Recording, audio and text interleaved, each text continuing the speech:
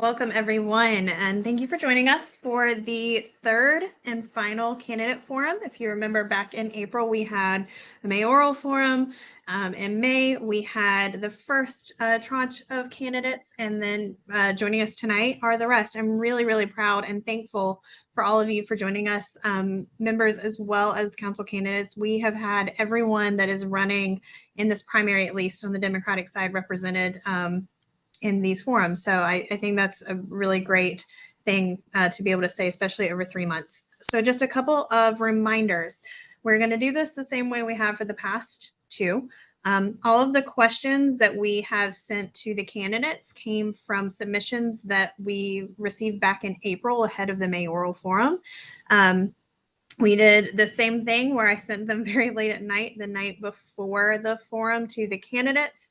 And candidates tonight will have 5 minutes. So they have seen all of the questions. And yes, we all do recognize 5 minutes is a very short amount of time. So they'll be speaking quickly, probably won't be able to get to all of the questions, but as with previous nights, candidates, if you guys have email addresses that you would like, feel free to drop those in the chat. We've encouraged everyone that if their questions not able to be talked about tonight, to reach out to the candidates directly. I know that you guys are all still very much, in campaign mode and want to talk to as many people as possible. So feel free to drop your emails if you would like. You don't have to, into the chat. And the only other thing I think, so 5 minutes, we will let you know when there is 30 seconds left. It is recorded, and I'm going to be drawing names out of the trustee Del Rey bag. So do we have any questions before we get started?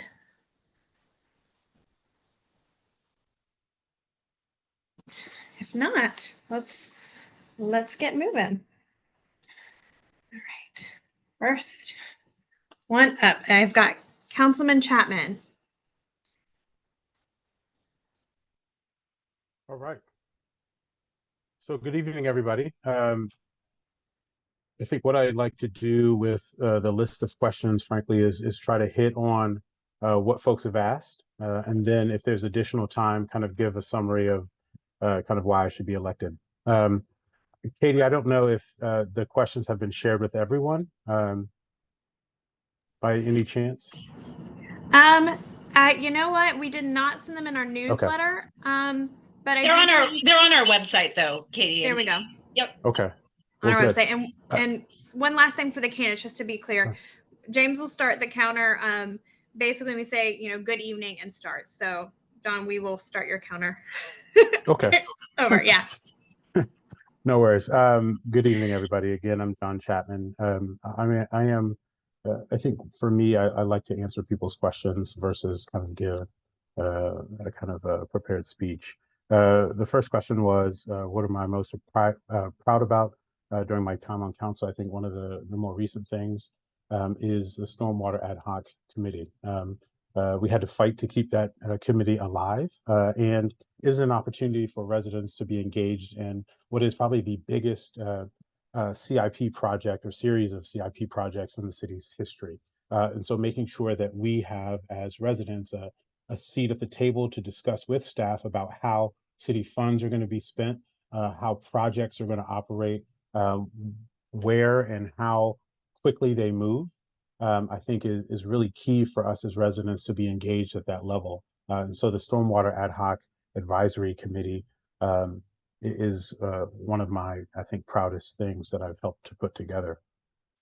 If elected, one of the things that I've highlighted, in addition to supporting affordable housing and education and improving that here in the city, the biggest thing that I've highlighted is economic sustainability.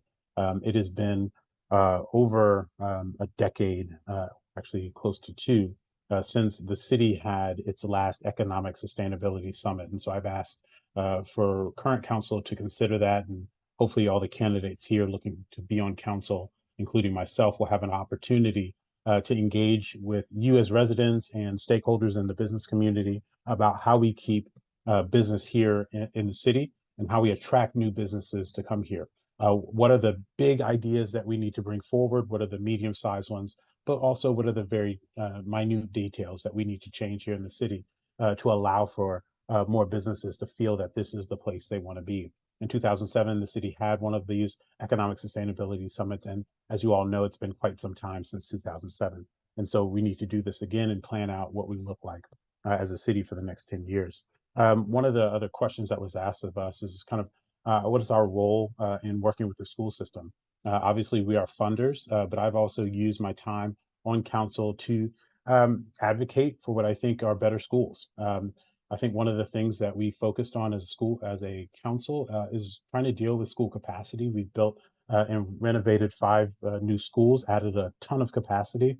In fact, we've turned 2 office buildings, or actually currently 1 office building, soon to be 2 office buildings, into schools as well. And I have some ideas on what we do in the future. If you know of what the history of Lee Center is, it used to be a school way back when, and so that's another opportunity to maybe adjust the use of that facility to add another elementary school site in that section of the city. Also, we'll be coming up on the end of the lease for Cameron Run Wave Pool. Even if you love the wave pool, I think it's an opportunity for us in 2008 to look at what the future of that site is and if there are municipal uses that could be gained by taking over that site.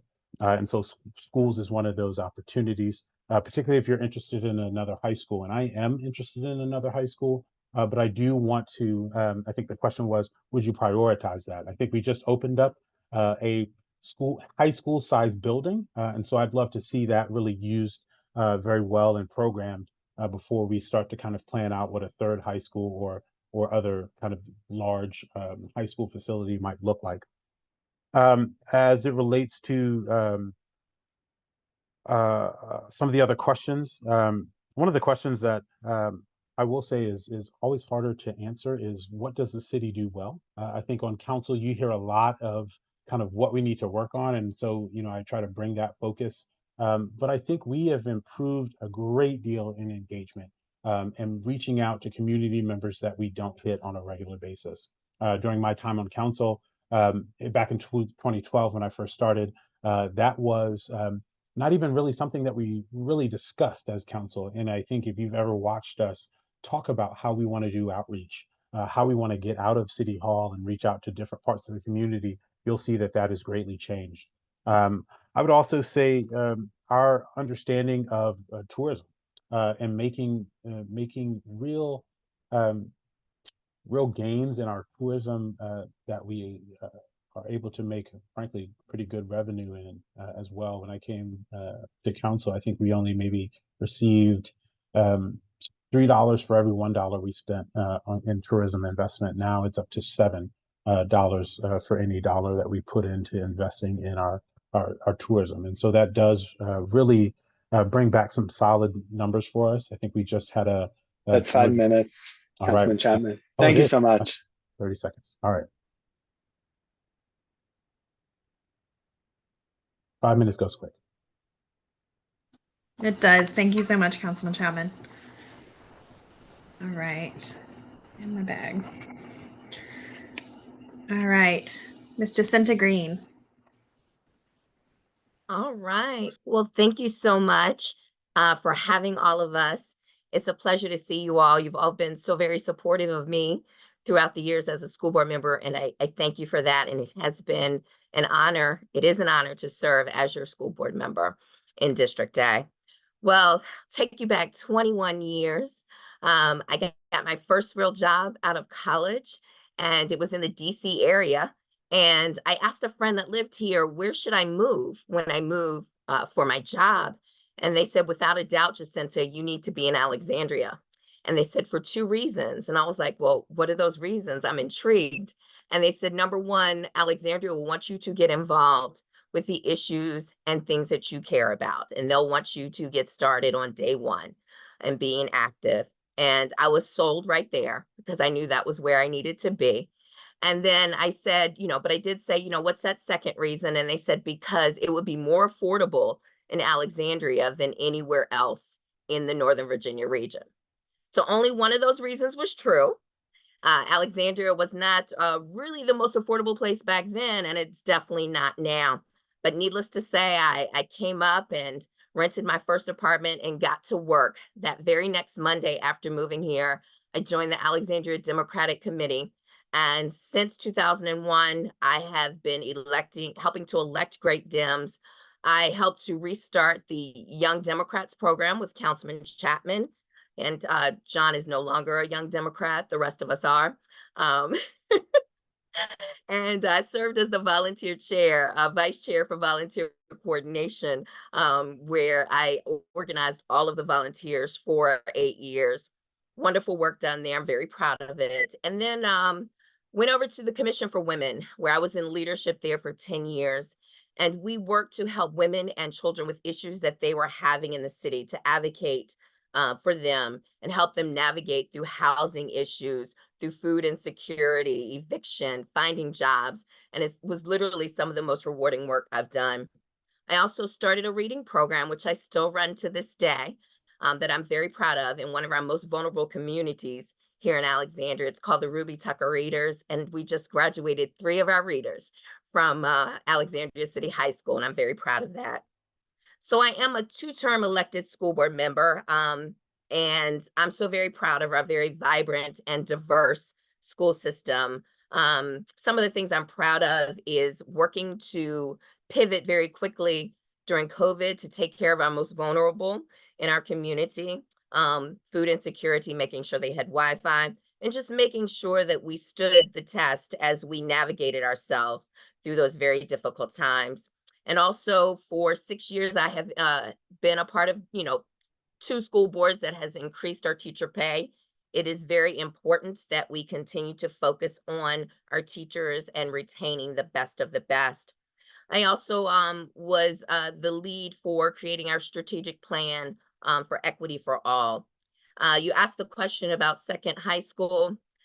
I would have to say yes, without a doubt. And this is why the school board made sure that the mini Howard building could be fully equipped if we need to go to a second high school.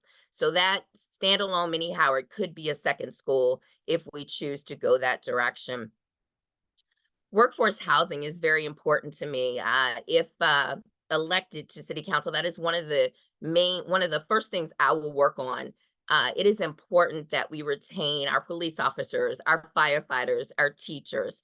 They deserve to not only work here, but live here as well. And the majority of them do not.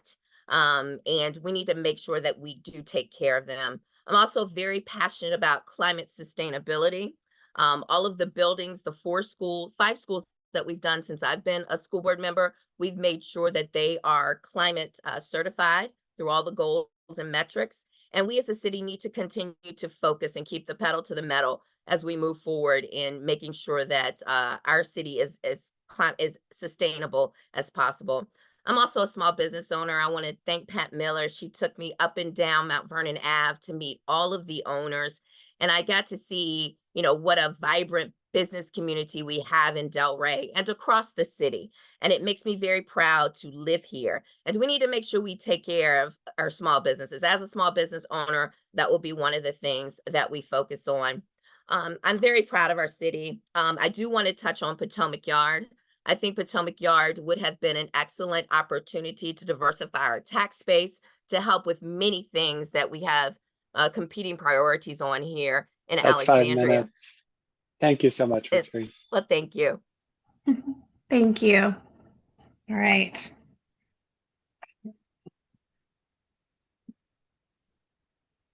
Very large bag for only 6 pieces of paper. All right, Charlotte, you are up next.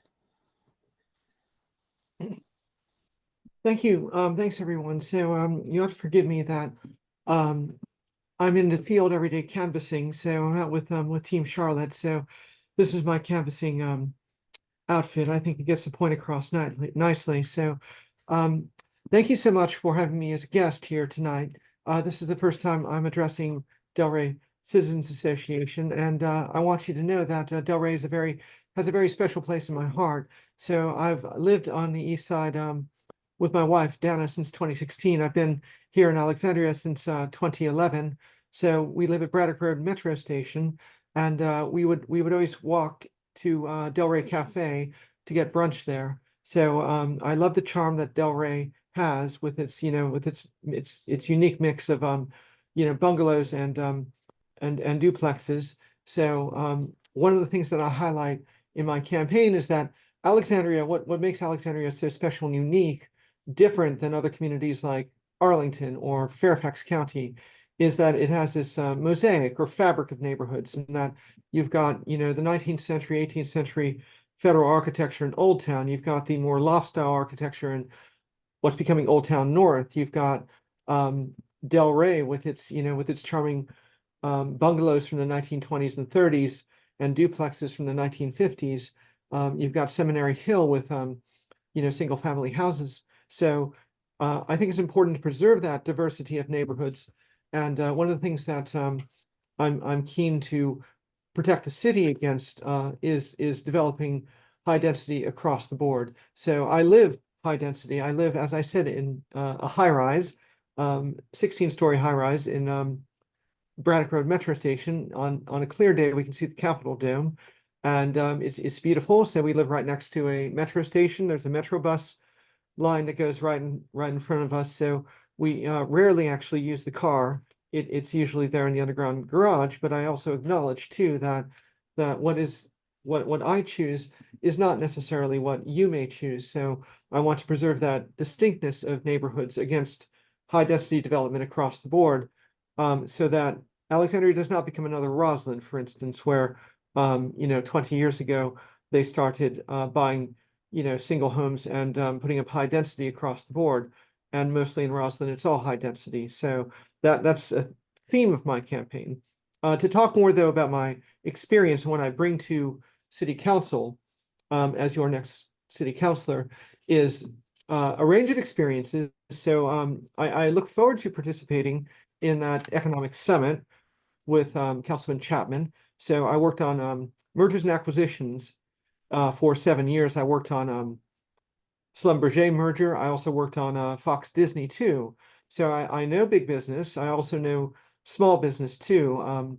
I actually did meet lots of the small business owners in Mount Vernon. Mount Vernon, a thriving small business Main Street that I think is important to preserve. So I know that Jacinta Green and I share the distinction of being the two candidates with signs in Dolce and Bean, run by my good friend Peter, right there next to Delray Hardware.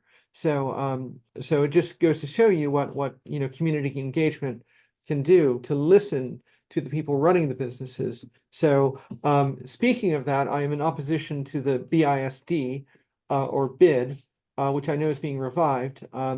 I support, for instance, the 1 cent tax on meals and consumption here in Alexandria for affordable housing. I support maintaining that stream of income. I think it's important, but we also have to watch how commercial tax burden, especially on our small business owners, because very often, I think Jacinta can speak to this as a small business owner, is that their profit margins can be very thin, perilously thin, and they have to make payroll too. So I want to watch very carefully the commercial tax burden to make sure that it is not too heavy for our small business owners.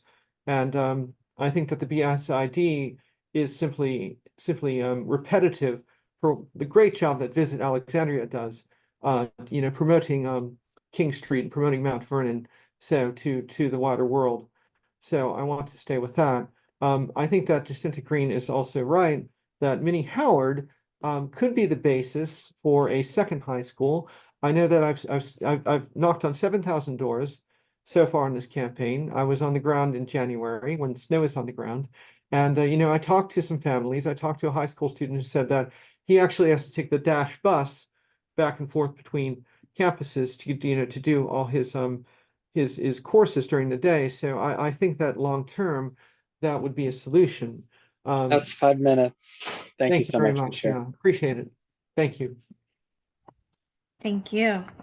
All right.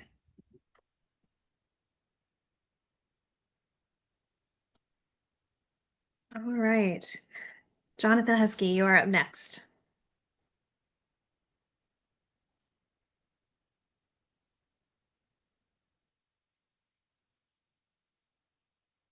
Thank you very much. First, let me thank the DRCA and for all of you, my neighbors, for coming tonight or checking out the video. Katie's been a great host, shared a lot of great, awesome questions from you, and I'm going to try to incorporate them in my remarks tonight. You know, my wife and I moved here 12 years ago to raise our family from Arlington. We found a little place in Warwick Village, loved it ever since. And, you know, speaking of things that worked out, and to one of your questions, I think the city does a lot of things very well.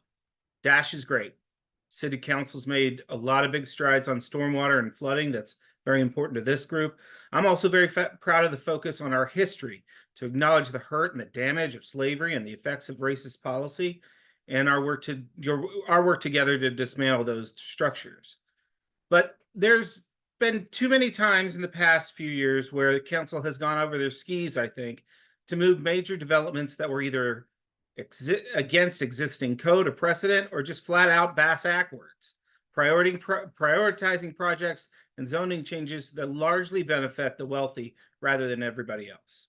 I did not set out to run. I was motivated to run because of the Potomac Yard Arena and the threat to our neighborhood.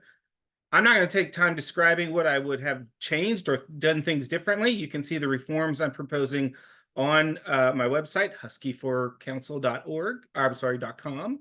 But I want to ask you to listen to see if you have heard any of the incumbents or will hear any of the incumbents talk about what they would have done differently, or if they've said it to you in some other forum. I've been in over 10 forums and not heard anything that what they would personally have done differently. It worries me that this silence means that they, given the chance, would do something similarly unpopular and unwise. I am going to focus on what we can agree on rather than what divides us. My priorities, if elected, for our city is to do a better job by working people. That includes small businesses and strengthening our neighborhoods. And what I've got to offer is a 20-year record of fighting for progressive causes and candidates. I currently work at a national C3 and C4 organization called the State Revenue Alliance. We support and partner with state and local communities to win billions of dollars in additional revenue for education, healthcare, affordable housing, by demanding that the wealthy pay their fair share in taxes. So I'd say one of my proudest professional accomplishment has been helping tens of thousands of people form their unions when I worked at the Service Employees International Union. And it's a real privilege to stand with working people who are putting themselves on the line for their families and their coworkers. I've been spending a lot of time talking to folks in Delray and our neighbors. And, you know, there is always a great sense of community in Delray, but there is some concern about our neighborhood and the fragility of the moment. We want to make sure that there's growth here in the number of people and the number of stores and how great our events are. We also want to make sure that we don't lose what makes it great to live here. And to one of the other questions, I don't know if I want to create a historic district similar to Parker Gray or Old Town. It's a conversation that our community should be driving. I do know that I want to protect local and small businesses and the vibe along the avenue. We should not let major developers buy up all the buildings, jack up the rent, and poof, on every corner is a big bank, a city bank, or SunTrust, or Truist, I guess is the name now. So I wanted to focus a little bit on small business because I think my energy will be spent on projects that help them thrive in our city. And a few ideas that I support that will affect Delray. First, I'd like to see if we can attach lower rent retail space for small businesses, kind of in the same way that we do affordable housing units through the zoning process. Secondly, I think we should explore how the city could also help develop neighborhood retail trusts, where the buildings are owned by people or businesses who aren't going to push people out for the latest fad restaurant or chain. We should also try to set up a legacy business program that honors and supports landmark business institutions. This might include a cut on their property tax to help them out. And lastly, tourism. We get a lot of visitors. We can move people in our neighborhood through more than just festivals. We want to bring people in. So in closing, really, thank you. And I think that there's a lot we can do together to unite our city, pay for the things that we need, and expand economic growth that's based on our people and their future. Take care.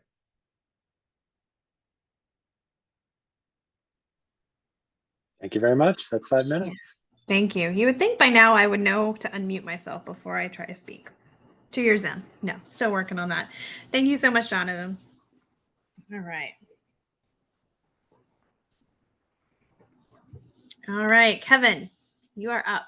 Was there another name in the bag? Wasn't it just me? There is one Oh, more it's one name. left. Oh, okay. All right. One more. Excellent. How are you guys doing? Next, but you are up right now.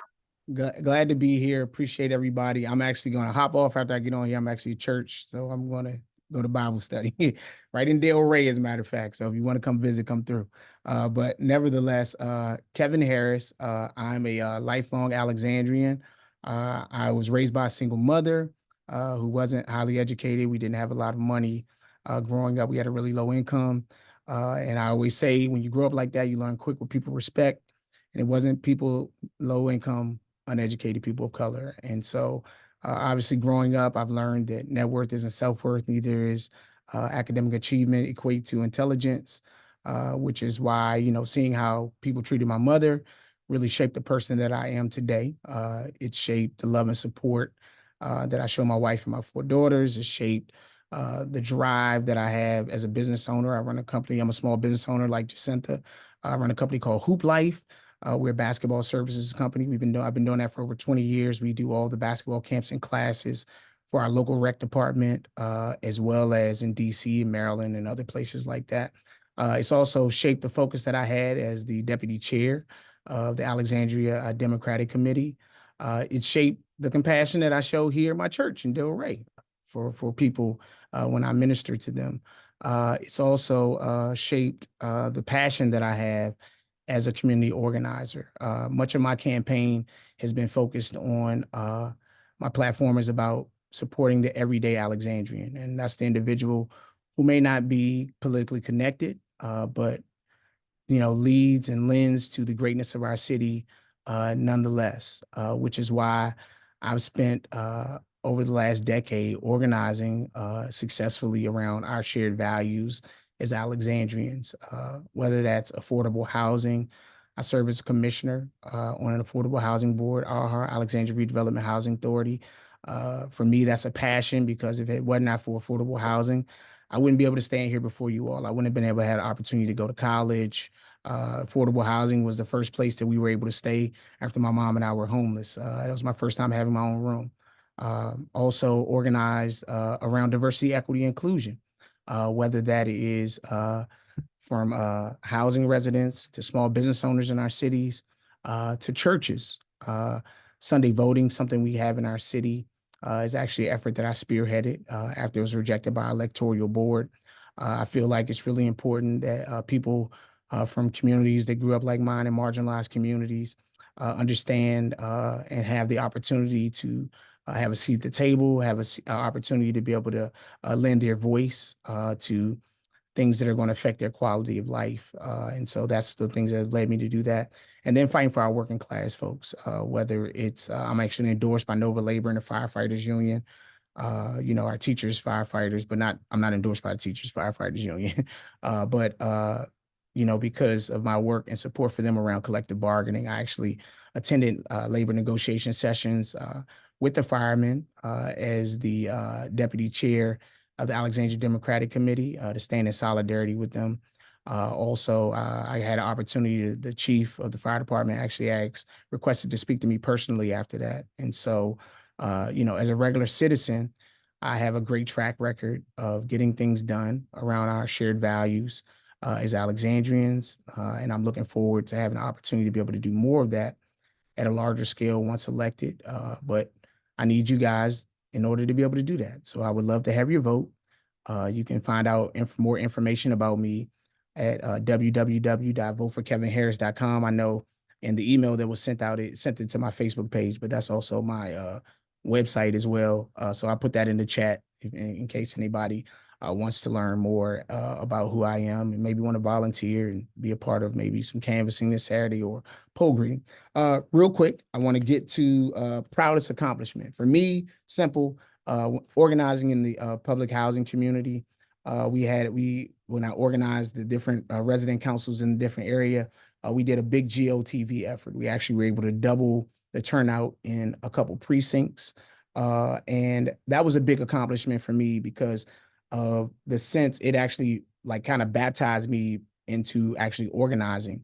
And the thing for me, the benefit of that was seeing the faces of people who weren't normally being engaged with our elected officials, but having them understanding the power that they had to be able to make a difference and make a change. 5 of the 7 candidates that we endorsed actually won. It was we got a chance to go to a celebration. And, I caught some backlash from the organizing, people, because it wasn't the mayoral turnout that people wanted from a couple people in the community. But nevertheless, I would go through it again if I had to, just to see the looks 5 on people's minutes, faces. Mr. So Harris. I Thank you appreciate so that. much. Thank you. Thank you so much, Kevin. I know it goes really fast. Yeah, it's all good. Thank you. Thank you so much for joining us. Yeah. All right, Councilman Aguirre, welcome. Good to see you. Good evening, everyone. Can you hear me okay? Good to go.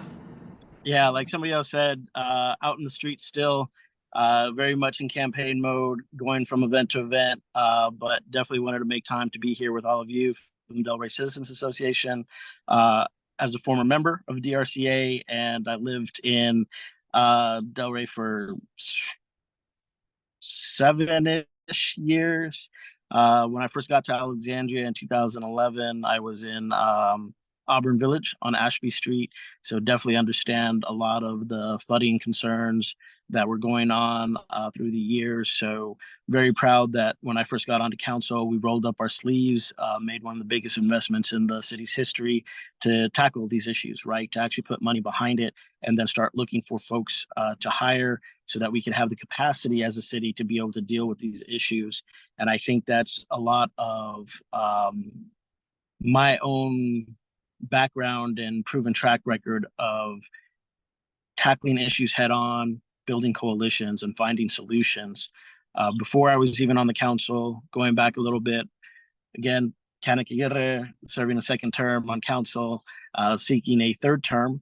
Originally from Los Angeles, born and raised, went to school in North Carolina, go Heels, and found myself in the Port City in 2011. I started off working in the school system, Alexandria City Public Schools. I worked just down the street on Mount Vernon Avenue at George Washington Middle School.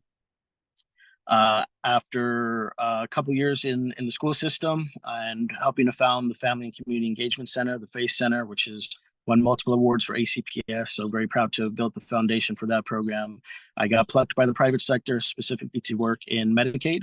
And I've been working with some of the most vulnerable communities in Northern Virginia for more than the last decade. And I was working from Winchester down to Culpeper and Fauquier.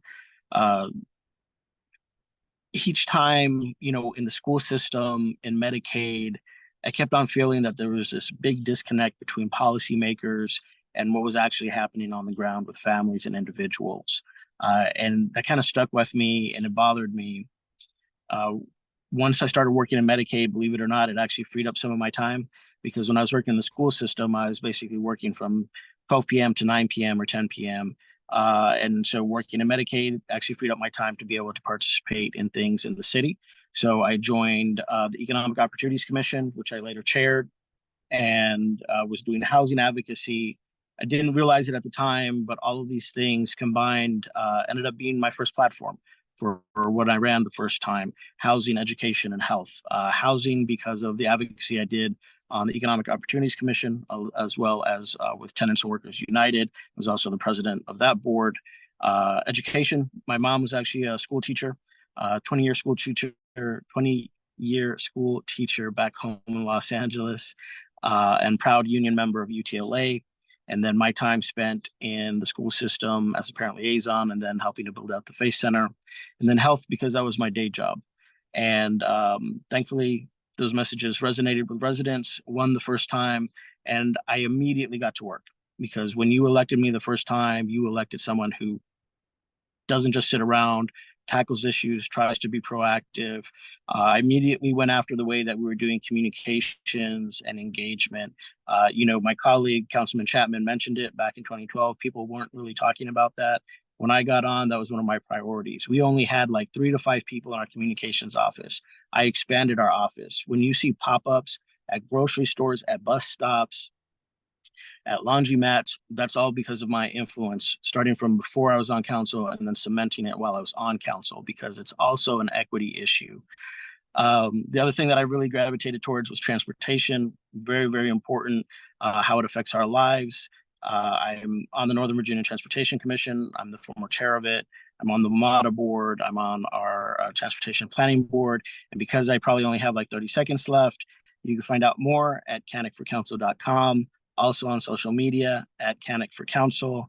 Pleasure to be here. Thank you to the organizers, and really hope to earn your vote by June 18th. So thank you all again. Thank you, Councilman. And I just want to say thank you again to all of you who joined us tonight, and to our members. They really are serious. If you have additional questions, reach out. I can honestly say that this crew running for council, tonight's group, the previous night's groups, everyone is super responsive. They want to hear from you. They want to talk to you. And I promise you, with a week left to go, will be one of the fastest emails you'll probably get back. So reach out. And absolutely ask away. So thank you guys so much for joining us. That's going to go ahead and conclude the forum section of our meeting. So I'm going to stop recording.